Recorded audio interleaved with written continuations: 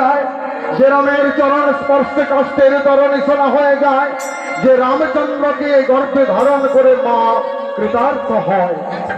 আমি বিমাতা হয়ে রামচন্দ্রকে বনবাসে দিয়েছি, ওরে পরের জন্মে আমি যেন তোকে সন্তান রূপে পাই। আমি বলেছিলাম কৌশল্যা মা আমাকে গর্ভে ধারণ করেছে 14 বছর, সন্তান হারানোর যন্ত্রণা বেদনা ভোগ করেছে, তবুও তার রামচন্দ্রকে পক্ষ মাঝে চায়। আর তুমিও মা হয়ে রামচন্দ্রকে 14 বছর বনবাসে দিয়েছ, পাষণ্ডের মতো তুমি সহ্য করেছ, সন্তান হারানোর দুঃখ তোমার মধ্যে নয়। যেমন মা হয়ে যেমন কর্ম করেছো তেমন প্রতিফলন তোমার হবে। আমি কথা দিলাম পরের জন্মে তুমি হবে মা দৈবকী, তোমার গর্ভসিন্ধু মাঝে আমি জন্মগ্রহণ করব, কিন্তু সারা জীবন পান করবে না। তাই দৈবকী হয়েছে মথুরায় দৈবকী, সেই পূর্বের কই মাতা। আর তারপরে বৃন্দাবনে হয়েছে যশোদা মা কৌশল্যা। আর দশরথের দুটি অংশ বিভক্ত হয়ে একজন হয়েছে বসুদেব আর একজন হয়েছে নন্দরাজা। তাই দুজন ভক্তের মনের বাসনা পূর্ণ করতে একজনের ঘরে জন্মগ্রহণ করেছি, আর একজনের ঘরে প্রতিপালিত হয়ে ভক্তের মনের বাসনা পূর্ণ। তাই কি বলছি জানো? হ্যাঁ বলো না। ওই যে কংসের কারাগারে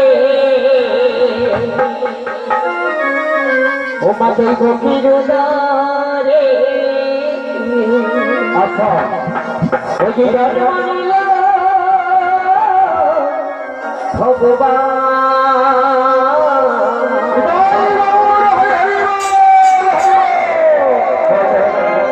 হরে কৃষ্ণ হরে রাম, ও হরে কৃষ্ণ হরে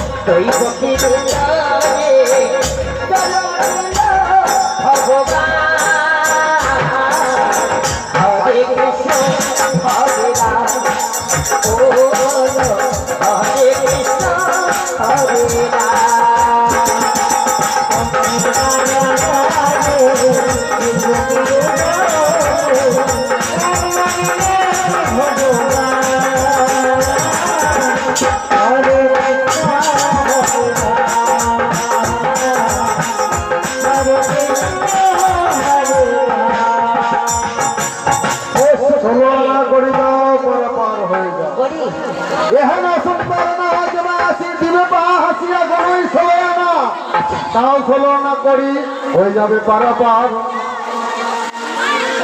বৃষ্টি আসছে না করছি, ভগবানের বেলা অনেক হয়েছে, তাই কি বলছি জানিস তো? হলো বলো।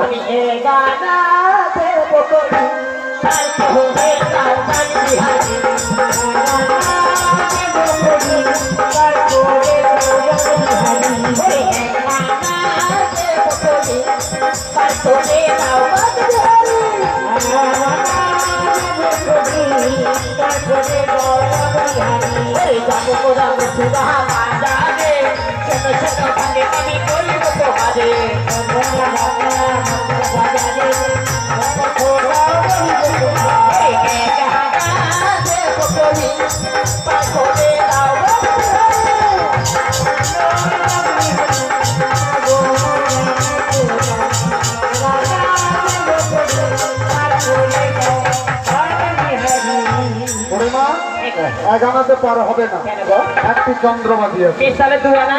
কত? 2 আনা। 2 আনা? 2 আনাতে পার করি না, শোনো শোনো ওহ বলে না, 2 আনাতে পার করি না, 2 আনাতে পার করি না, শোনো শোনো ওহ বলে না, 2 আনাতে পার করি না, শোনো শোনো ওহ বলে না।